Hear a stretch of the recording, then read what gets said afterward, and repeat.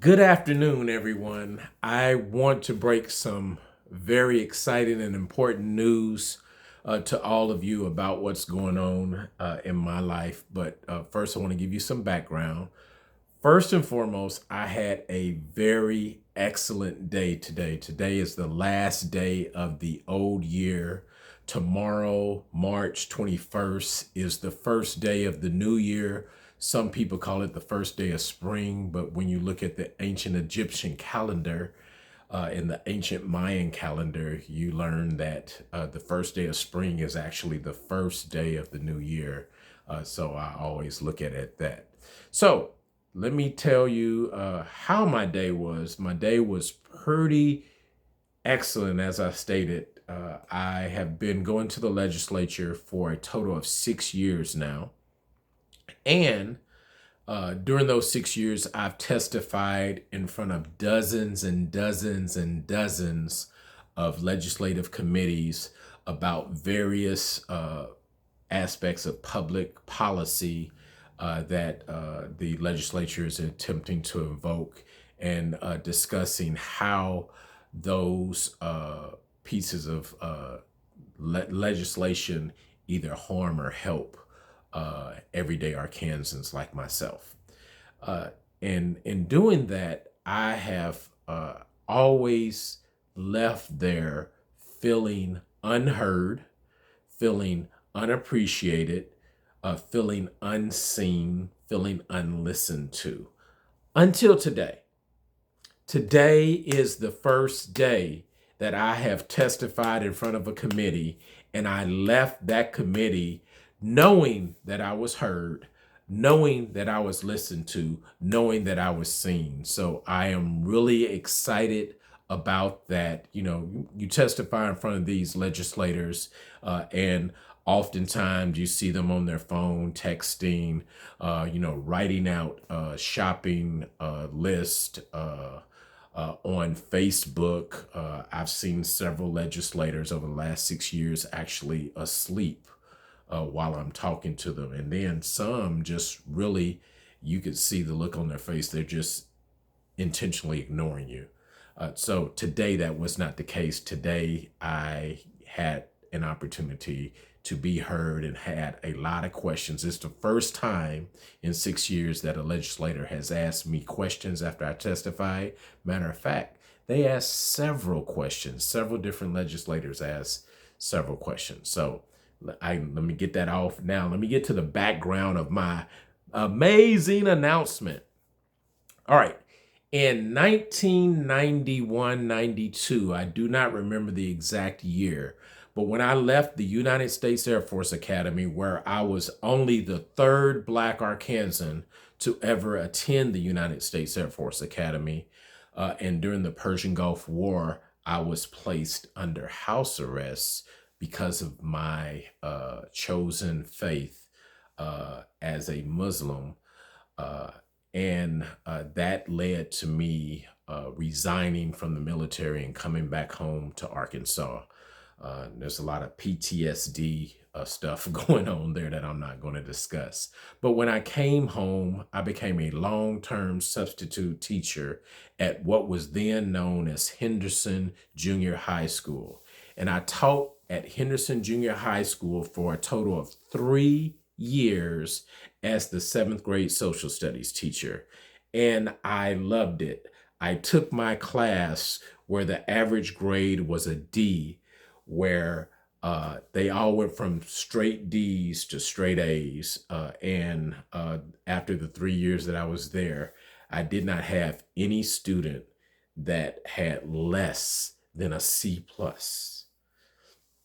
And that's a whole nother story as well. But during my time there, HBO came out with a mockumentary, and I say a mockumentary for several reasons. And if you take me out to lunch, I'll tell you why. But it was called Bangin In Little Rock.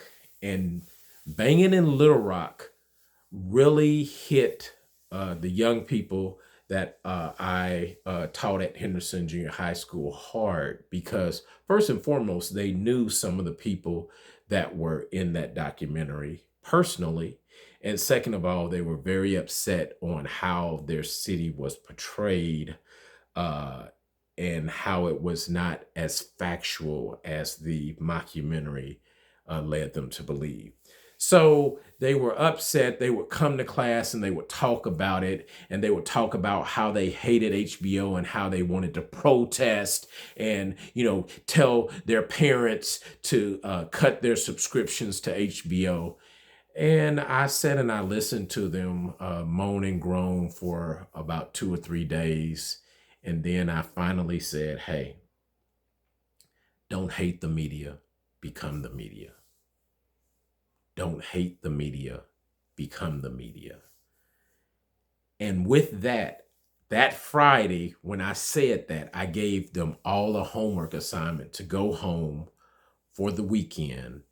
And with that mantra in their head, don't hate the media, become the media, they were to write a paper to find out how they can turn this world around by not hating the media, but becoming the media. Their papers that they returned with on Monday were so excellent that I took all of the ideas from their papers and I created what became known as PHAT LIP Youth Talk Radio. PHAT LIP Youth Talk Radio was the first ever, number one, the first ever youth-oriented radio talk show in the United States back in 1993, 94, if I remember correctly. I don't remember the exact dates that the HBO thing came out, but it came out months after that. Yeah, here in Little Rock is where youth media, as far as the radio is concerned, in the United States started at KABF 88.3 FM community radio. So, with that said, PHAT LIP Youth Talk Radio was an internationally syndicated, internationally award-winning youth talk show that was heard on all continents except for Australia. I never understood why it was never heard in Australia, but it was heard in Europe, Asia, Africa, and in North America, South America, and in the Caribbean. And it was an excellent show, a 14-year run. It aired on 3 different radio stations in 3 different states. It aired here in Little Rock, in Norfolk, Virginia, and in Philadelphia, Pennsylvania. Those three cities and states. And after 14 years, I was kind of burnt out, spending a lot of my own money to keep it up and running, because each and every time it was on a community radio station. So you have to fund that yourself. But I loved it. I just got tired of it, and I thought I grew out of it. So I ended it, and I started a series of my own radio shows over the last couple of decades.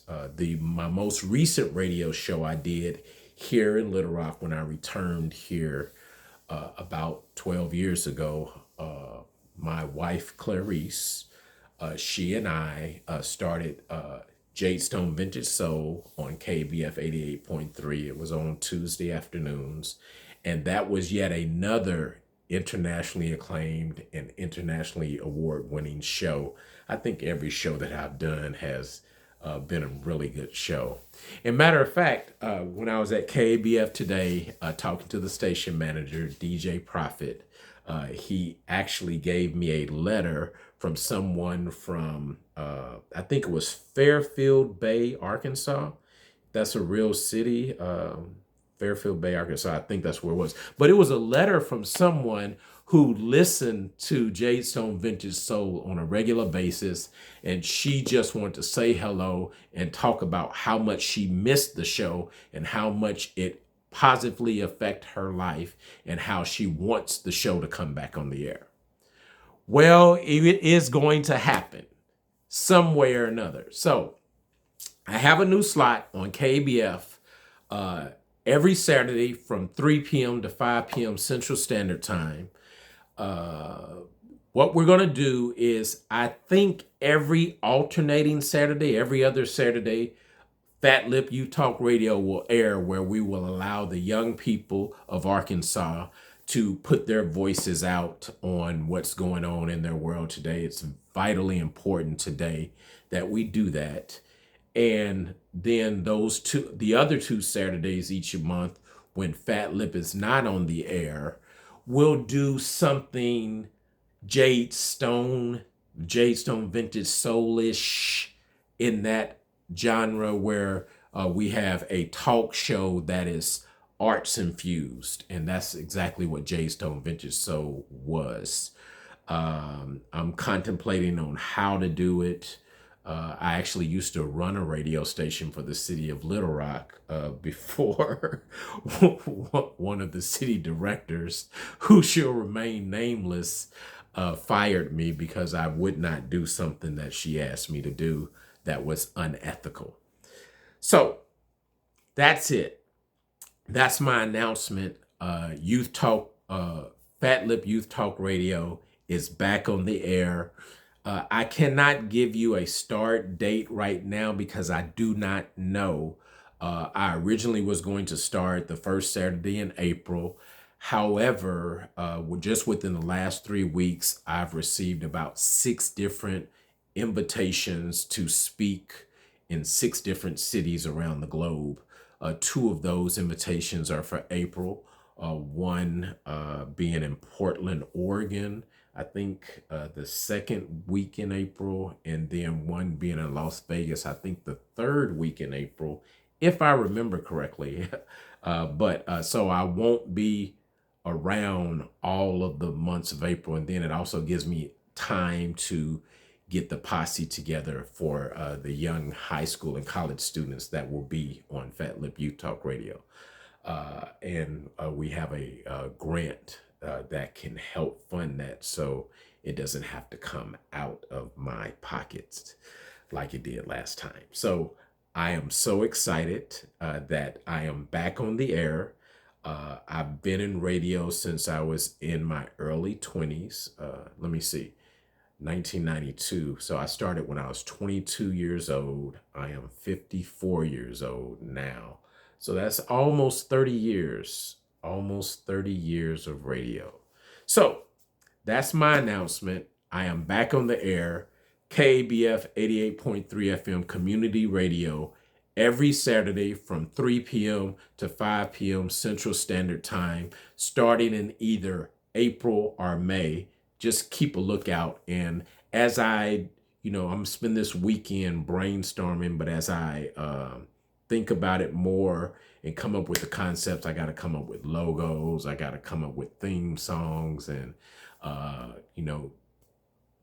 do planning for at least a month worth of shows so that I can, get back into the swing of things. But that's my announcement. And thank you for listening.